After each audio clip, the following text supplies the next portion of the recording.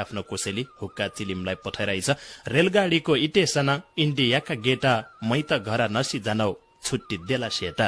घाम लाग्या पिपलका सेला पानी लाग्या छाता आइगयो विजया दशैं तेरेको क्या पता। नौला मार्सी धानका माणा सिरौला खान दे सौराई पन लागिरहेछ मै घर जान दे। घिनघिन्या मादलु तालमा सारङ्गी रेटन दे 2 दिन सुवाकी कोला तिर्सना मेटन दे। छाइपानी चुकिली भइछ दैपानी कोराइले कल्जो फाटी छिया छिया सुवाकी सोराइले। भोग्ला ग्याले खाइए सेट फेरि जमा दैछ घर मेरा पियारीकी सौराई लागिरहेछ।